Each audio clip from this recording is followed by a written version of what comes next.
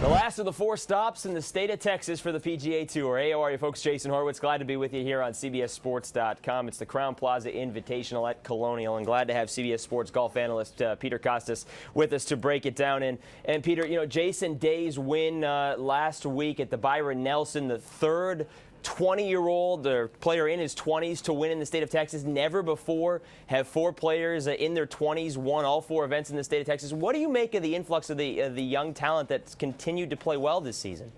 Well, you know, it's really remarkable because you got those guys who have won. You have Jordan Spieth, who was the 16-year-old who also was in contention, and Yo Ishikawa shooting 58 in Japan. It's really remarkable. I think it's the result of these were the first generation kids growing up with Tiger having set the bar already, and they know what's required of them if they want to compete at this level, and they're on their way.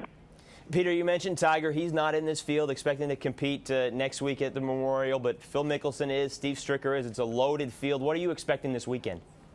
Well, it all depends on the weather. Colonial is a phenomenal golf course, and if it plays firm and fast, you know, you're going to see the ball bouncing around. You really have to control your ball flight and kind of plot your way around the golf course.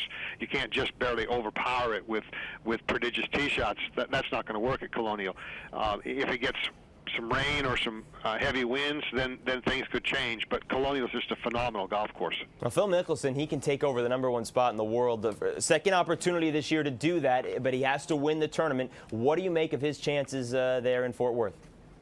Well, I mean, he's already won there, so obviously he likes the place, and I wouldn't put it past him. However, having said that, clearly the thing that's on Phil's mind right now would be Pebble Beach in the U.S. Open, and so he'll be using these weeks heading up to Pebble Beach as more preparation work like he did for Augusta. So, you know, while he wants to win every time he tees it up, I think his main goal is not going to be going to #1, but rather just getting himself ready for the U.S. Open.